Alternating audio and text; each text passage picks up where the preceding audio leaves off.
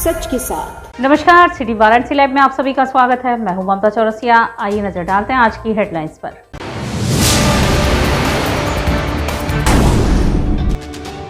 Doctor Sarvepalli Radhakrishnan के जन्म दिवस को शिक्षण संस्थानों में मनाया गया शिक्षक दिवस के रूप में।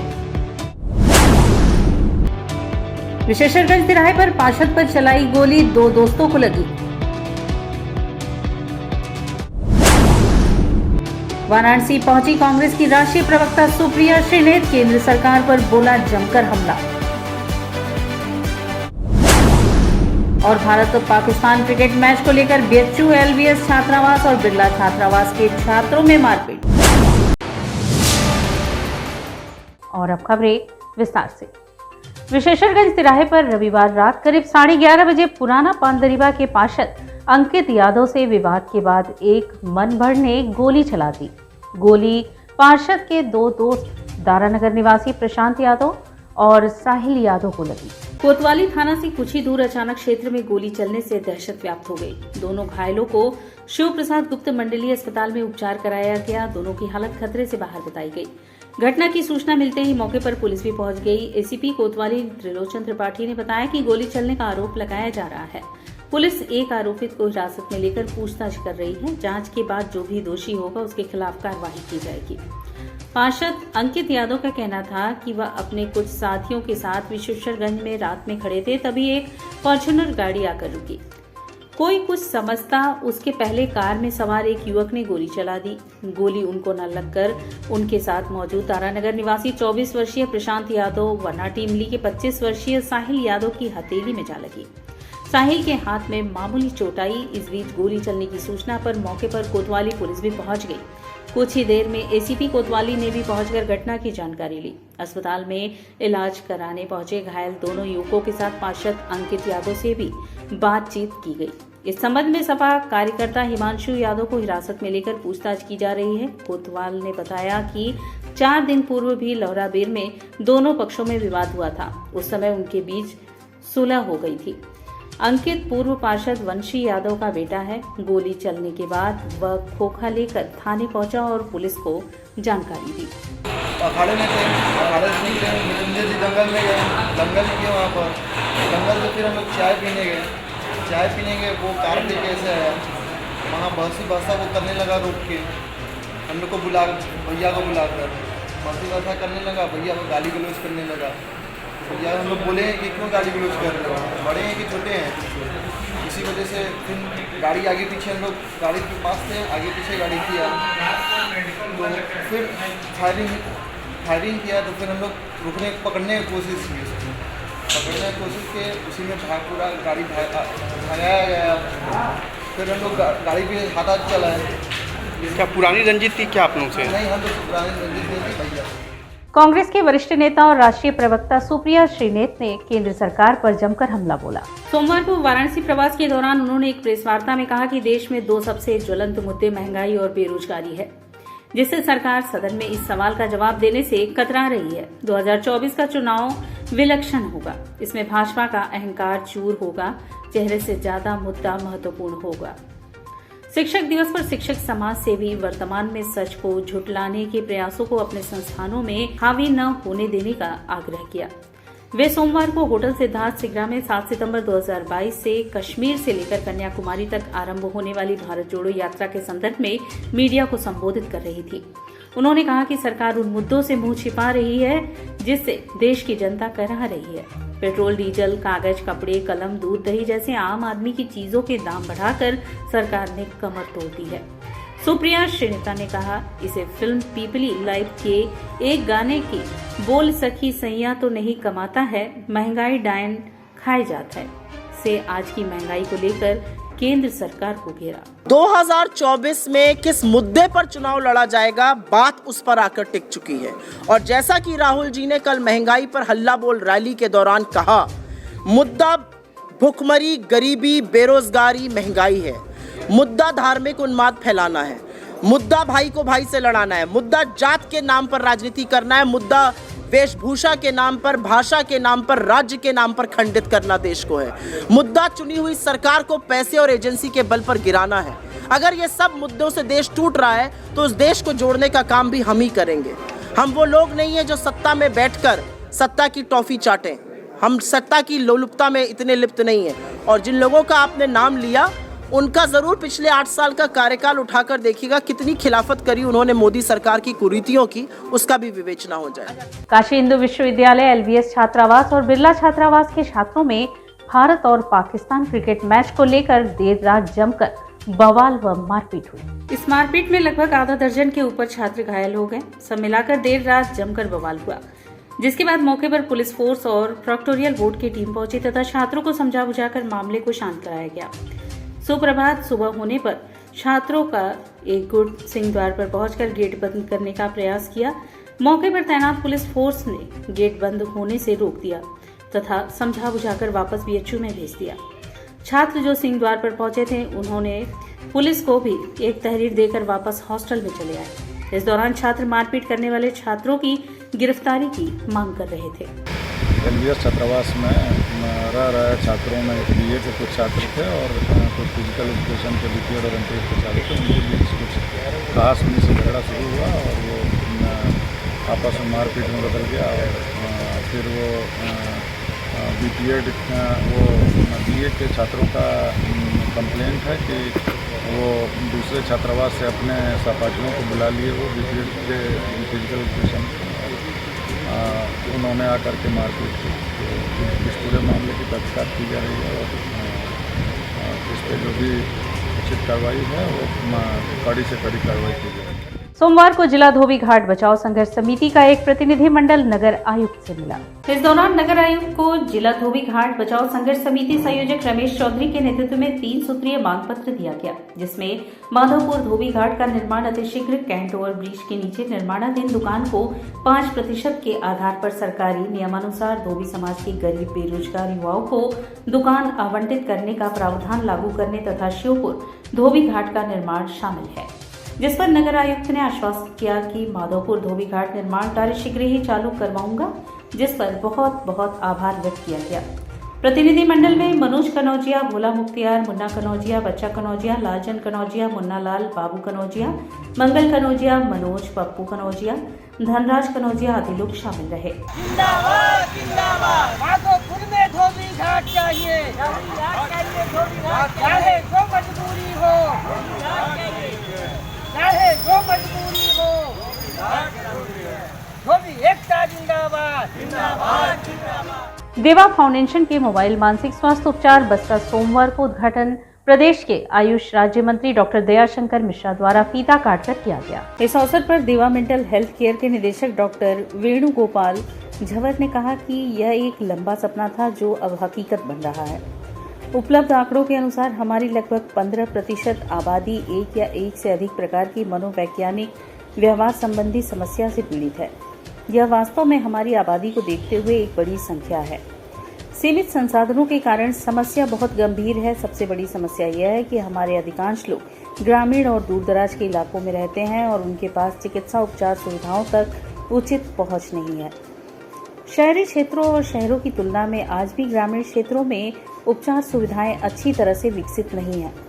मानसिक रोगों को आज भी शर्म की बात मानी जाती है और इसके प्रति जागरूकता सीमित है। यह इस वजह से है कि अधिकांश पीड़ित इलाज के लिए आगे नहीं आते हैं और वे पीड़ित होते रहते हैं और बहुत ही खराब जीवन जीते हैं।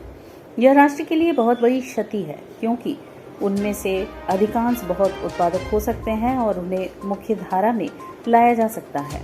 उद्घाटन समारोह में शहर के विभिन्न महत्वपूर्ण लोगों ने भाग लिया। इनमें से मुख्य रूप से श्रीमती निर्मला झंवर, श्री राम महेश्वरी, अनिल झंवर, यतेंद्र कथूरिया, डॉक्टर हेमंत गुप्ता, गौरव राठी, डॉक्टर मोनिका गुप्ता, मनीष दुजारी, गिरिराज कोठारी, कौशल मिश्र, इंद्रदेव मिश्रा, अरुण पांडे, सौरभ मिश्रा आदि प्रमुख थे। इसके साथ ही संबल की 200 छात्रा व देवा इंस्टीट्यूट ऑफ फाउंडेशन के लोग भी उपस्थित थे। मेंटल हेल्थ सर्विसेज है, ये पूरे अपने स्टेट में पहली बार ऐसा हुआ है और एक ये कंप्लीट बस है, अपने आप में एक मिनी साइकेट्रिक हॉस्पिटल की तरह है, जिसके अंदर 4 चेम्बर्स हैं, 50 चेयर्स हैं, 4 टेंट्स हैं, ये फुल्ली एयर कंडीशनड है, 4 डॉक्टर्स के बैठने की जगह है, पैथोलॉजी है, उसके बाद इसके अंदर ECG और EEG की फैसिलिटी है, 6 लोगों के बैठने की जगह है, सबसे बड़ा फ़ायदा ये है कि भारत में आज 15% लोगों को किसी न किसी प्रकार की मानसिक बीमारी है और उत्तर प्रदेश भारत का सबसे बड़ा राज्य है, 22-23 करोड़ की आबादी है। आप अंदाज़ा लगा सकते हैं कि कितनी बड़ी आबादी है, खासकर जो सुदूर और ग्रामीण क्षेत्रों में रहती है, उनके लिए इलाज के लिए शहर आना बड़ा मुश्किल हो जाता है। इसका मकसद यही है कि एकदम ही सुदूर इलाकों में कहीं भी जाए, पेड़ के नीचे खड़ी हो जाए, टेंट खोले, पेशेंट्स को बुलाए, वहीं इलाज करें और वहीं पे काम सारा हो। लकड़ी के खिलौने के संरक्षण हेतु जोगाई परिवार लगातार प्रयासरत है।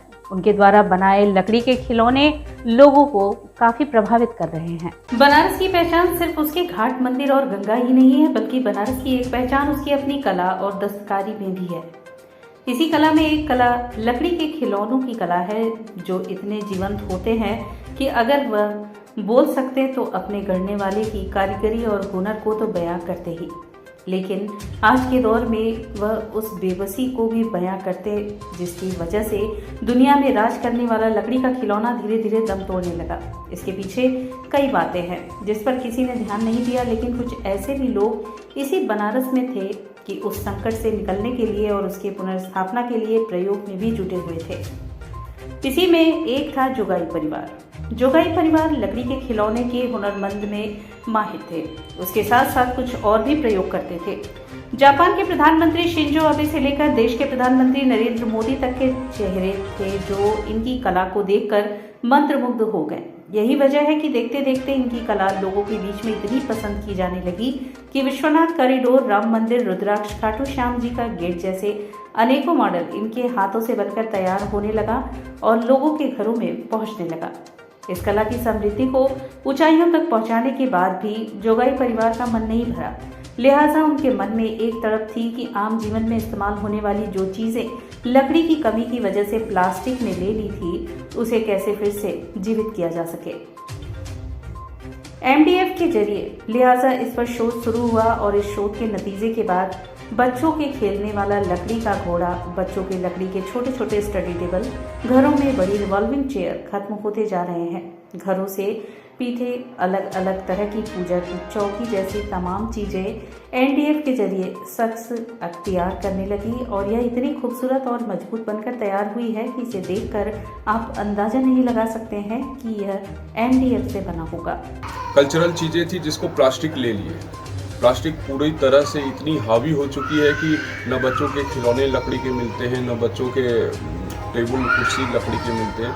उसके लिए एक ये बहुत बड़ा संघर्ष है जिसको हम करने के लिए निकले हैं, क्योंकि प्लास्टिक बहुत सस्ता और इजीली अवेलेबल है और लकड़ी में बहुत मेहनत होती है।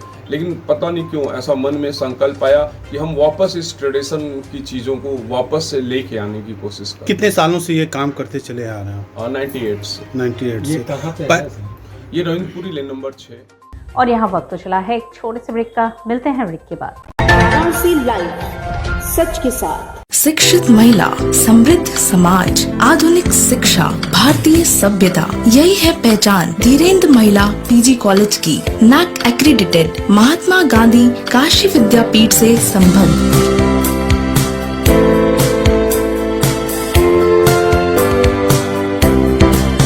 Admission open for BBA, BCA, BA, BCom, BSc, BFA, BMUS, BTC, DLED and B.Ed, BPEd, Bachelor of Library Science, BA, Mass Comm and MA, MCom and MFA. Wi-Fi equipped, rich library, state-of-the-art computer lab. Our 10 gold medalists and merit holders of the university. NCC, safe transportation. For more details, contact Dhirendra Mahila PG College, Karmajitpur, Sundarpur, Varanasi. PMC Hospital, Habitat for Humanity। Doctor Sanjay Chaurasia और doctor Shweta Chaurasia के दूरदर्शी सोच और सेवा भाव से PMC hospital की शुरुआत हुई। 2008 से PMC हॉस्पिटल ने लोगों को उत्कृष्ट चिकित्सा सुविधा प्रदान की है। PMC हॉस्पिटल बनारस में उपलब्ध सर्वोत्तम हॉस्पिटल में से एक है। प्रसूति एवं स्त्री रोग विभाग, पीडियाट्रिक्स एवं नियोनेट्रोलॉजी, जनरल एवं लेप्रोस्कोपिक सर्जरी, अस्थि एवं जोड़ रोग, यूरोलॉजी एवं गैस्ट्रोलॉजी, मनोरोग विभाग, फिजियोथेरेपी जैसी कई सुविधा उपलब्ध है। PMC हॉस्पिटल आपको डॉक्टर द्वारा नियमित OPD की सुविधा देता है। इसके साथ ही आधुनिक गहन चिकित्सा इकाई ICU, ICCU की सुविधा एक ही छत के नीचे आपको मिलती है। मैं doctor Sanjay Chaurasia, director PMC hospital Ravindrapuri, Varanasi. PMC hospital NABH accredited एवं ISO तथा QCI द्वारा मान्यता प्राप्त 50 bed super multi speciality hospital है।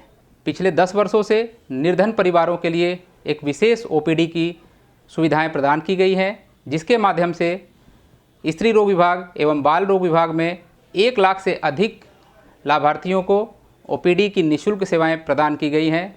हमारा उद्देश्य है कि कम खर्च में उत्कृष्ट स्वास्थ्य सेवाएं आम जनमानस को सर्वसुलभ कराएं। PMC hospital, habitat for humanity, Ravindrapuri extension behind Durga कुंड, वाराणसी।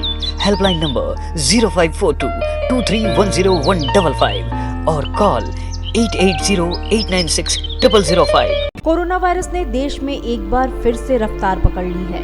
ऐसे में जरूरी है कि सभी लोग पूरी एहतियात बरतें। घर से बाहर निकलते समय मास्क का सदैव प्रयोग करें। समय समय पर हाथों को सैनिटाइजर से सैनिटाइज करें। ज्यादा भीड़ भाड़ वाली जगहों में जाने से बचें। 2 गज की दूरी का पालन करें। स्वस्थ रहें, सुरक्षित रहें। जनहित में जारी वाराणसी लाइव। वाराणसी लाइव, सच के साथ। और ब्रेक के बाद पुनः आपका स्वागत है। जगत गुरु उदासीनाचार्य श्री 1108 श्री चंद्रदेव जी महाराज की 528वीं जयंती धूमधाम से मनाई गई। रविंद्रपुरी स्थित पंचायती अखाड़ा बड़ा उदासीन में प्रातः 10 बजे आश्रम की गोत्री डॉक्टर लक्ष्मण दास ने विधि विधान से भगवान चंद्रदेव महाराज की मूर्ति पर माल्यार्पण कर विधि विधान से पूजन अर्चन, अभिषेक और अरदास का भव्य आरती की। इस अवसर पर आयोजित गोष्ठी में भगवान चंद्रदेव महाराज के व्यक्तित्व और कृतित्व पर प्रकाश डालते हुए उपस्थित विद्वज्जनों ने कहा कि उन्होंने सनातन धर्म के प्रचार प्रसार के लिए उल्लेखनीय कार्य किए। पूरे देश को सनातन संस्कृति में बांधने का उन्होंने कार्य किया। इस अवसर पर भव्य भंडारे का आयोजन हुआ, जिसमें 13 अखाड़ों के प्रतिनिधि एवं काशी के सभी मठ मंदिरों के साधु संत एवं गृहस्थ सहित हजारों लोगों ने प्रसाद ग्रहण किया।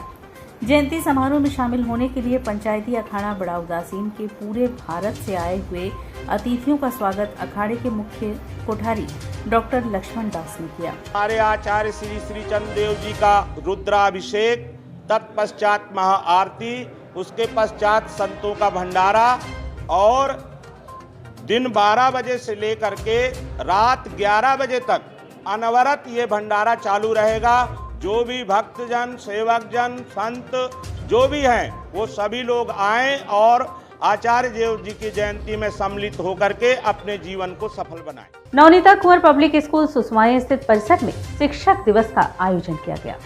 इस कार्यक्रम में विद्यालय प्रबंधक के समिति प्रबंधक श्री राजेश कुमार राय, उप प्रबंधक श्री प्रवीण राय, प्रधानाचार्य डॉक्टर दिवाकर राय तथा समन्वयक AK वर्मा मुख्य अतिथि के रूप में उपस्थित रहे। कार्यक्रम का आरंभ मां सरस्वती के तैलीय चित्र के समक्ष दीप प्रज्वलन एवं पुष्प अर्पण के साथ हुआ। उपस्थित अतिथियों के सम्मान में निखिल ने स्वागत संबोधन प्रस्तुत किया। कार्यक्रम में विद्यालय के छात्र छात्राओं द्वारा कार्यक्रम प्रस्तुत किया गया, जिसमें ओस वाल्मीकि, श्रेया वैष्णवी, खुशी, साक्षी, स्नेहा ने मनमोहक प्रस्तुति दी। बच्चों ने उत्साह एवं श्रद्धापूर्वक सभी गुरुजनों को माल्यार्पण कर चरण वंदना की। इस कार्यक्रम को मनोरंजक बनाने हेतु शिक्षक शिक्षिकाओं ने सहभागिता दिखाई और खेलकूद प्रतियोगिता में विभिन्न चुनौतियां स्वीकार कर खेल प्रदर्शन किया। विद्यालय के प्रधानाचार्य डॉक्टर दिवाकर राय ने सभी प्रदर्शन की प्रशंसा करते हुए शिक्षक दिवस पर अपने विचारों को आलोकित किया।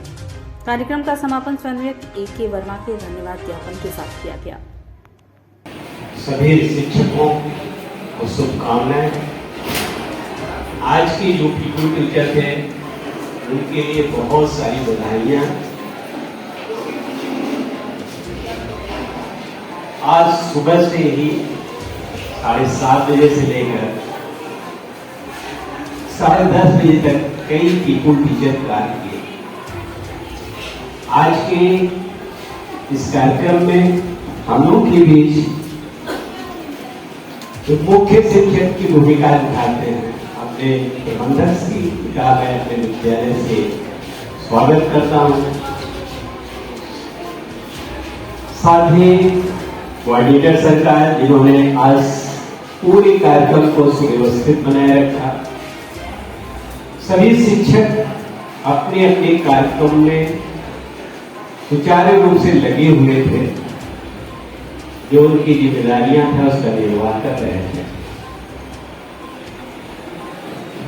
शिक्षक की सबसे बड़ी योग्यता यही है कि वो अपने कार्यों को सुव्यवस्थित, सुसंस्कारित। भारत के प्रथम उपराष्ट्रपति डॉक्टर सर्वपल्ली राधाकृष्णन के जन्म दिवस के उपलक्ष्य में 5 सितंबर को बड़ा लालपुर स्थित जीवनदीप पब्लिक स्कूल में विभिन्न सांस्कृतिक कार्यक्रमों का आयोजन हुआ। इस समारोह की अध्यक्षता करते हुए जीवनदीप शिक्षण समूह के चेयरमैन डॉक्टर अशोक कुमार सिंह ने कहा कि शिक्षक को अपने दायित्व की गरिमा और गंभीरता को समझना अति आवश्यक है, क्योंकि उनकी पहुंच किसी वर्ग विशेष नहीं बल्कि पूरी पीढ़ी तक होती है। उन्होंने कहा कि वही राष्ट्र सशक्त व सफल होगा जिसकी शिक्षा नीति पारदर्शी होगी। विद्यार्थियों को प्रेरित करते हुए उन्होंने कहा कि यदि लक्ष्य स्पष्ट हो और समर्पण व जज्बा हो तो किसी भी तस्वीर को बदलकर उसे सकारात्मक रूप दिया जा सकता है। समारोह के मुख्य अतिथि एनडीआरएफ वाराणसी के कमांडेंट मनोज शर्मा ने कहा कि सभ्य समाज के निर्माण में शिक्षकों की भूमिका महत्वपूर्ण है। शिक्षक व शिष्य के बीच एक विश्वास का रिश्ता होता है। बदलते तकनीकी युग में शिक्षकों की भूमिका इसलिए भी महत्वपूर्ण है क्योंकि विद्यार्थी किताबों से दूर हो रहे हैं।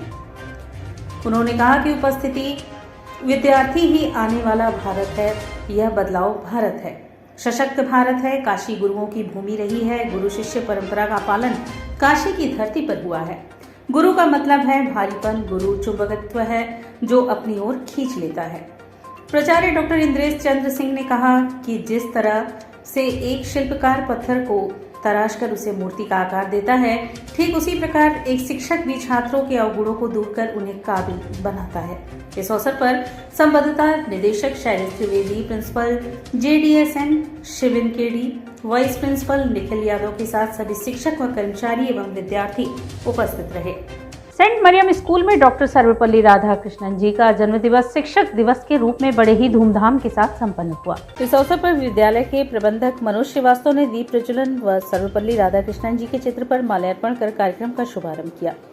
अपने वक्तव्य में मनोज श्रीवास्तव ने कहा कि स्वतंत्रता के बाद देश को आधुनिक शिक्षा की दिशा में आगे ले जाने में डॉक्टर सर्वपल्ली राधाकृष्णन का बहुत अहम योगदान रहा था। भारत के पहले उपराष्ट्रपति और दूसरे राष्ट्रपति डॉक्टर सर्वपल्ली राधाकृष्णन थे। उनके जन्म दिवस को हम शिक्षक दिवस के रूप में मनाते चले आ रहे हैं। उनको भारत रत्न से भी सम्मानित किया गया था। इस मौके पर भी विद्यालय में विभिन्न प्रकार के सांस्कृतिक कार्यक्रमों का आयोजन भी किया गया। इस अवसर पर सभी कक्षाओं के छात्र छात्राओं एवं शिक्षक शिक्षिकाएं उपस्थित रहे। धन्यवाद ज्ञापन माधवी श्रीवास्तव ने किया। बड़े हर्ष की बात है कि आज पूरे देश में और हमारे सेंट मरियम स्कूल में भारत के राष्ट्रपति, उपराष्ट्रपति और राष्ट्रपति रहे डॉक्टर सर्वपल्ली राधाकृष्णन जी का आज 5 सितंबर को जन्मदिन है और इस जन्मदिन को समस्त शिक्षण संस्थाएं जो है आज इस उनके जन्मदिन को बहुत ही उत्सव के रूप में हम मनाते चले आ रहे हैं और अपने सेंट मरियम स्कूल में मना रहे हैं। सोमवार को बाल विद्यालय माध्यमिक स्कूल एवं आचार्य सीताराम चतुर्वेदी महिला महाविद्यालय डोमरी वाराणसी में शिक्षक दिवस बड़े धूमधाम से मनाया गया। इस कार्यक्रम का शुभारंभ उप प्रबंधक मुकुल पांडे ने डॉक्टर सर्वपल्ली राधाकृष्णन जी के चित्र पर माल्यार्पण व दीप प्रज्वलन कर किया। विद्यालय की ओर से आमंत्रित सभी शिक्षकों व शिक्षिकाओं को उपहार देकर सम्मानित किया गया। इस अवसर पर आचार्य सीताराम चतुर्वेदी महिला महाविद्यालय के प्राचार्य डॉक्टर विजय शंकर मिश्र ने अपने विचार व्यक्त किए। उपस्थित शिक्षक शिक्षिकाओं में प्रमुख रूप से किरण शर्मा, सोनिया त्रिपाठी, श्वेता पांडे, मुद्रिका मिश्रा, पीयूष दुबे, नीलम गुप्ता, राजू, हरेंद्र पांडे, दीपक कुमार मिश्र, संतोष कुमार तिवारी, चंद्रदीप सिंह सहित लोग उपस्थित थे। कार्यक्रम का संचालन विद्यालय के सीनियर छात्र छात्राओं द्वारा शिक्षक की भूमिका में किया गया।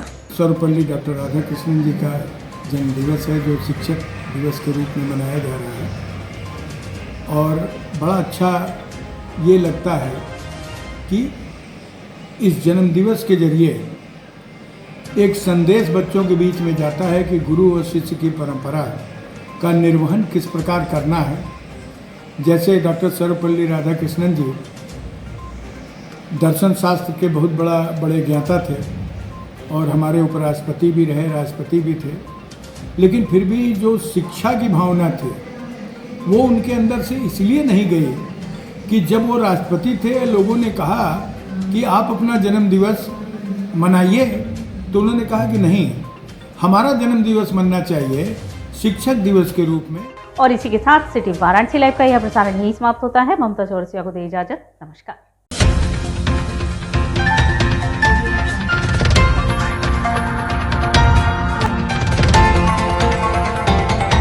वाराणसी लाइव, सच के साथ।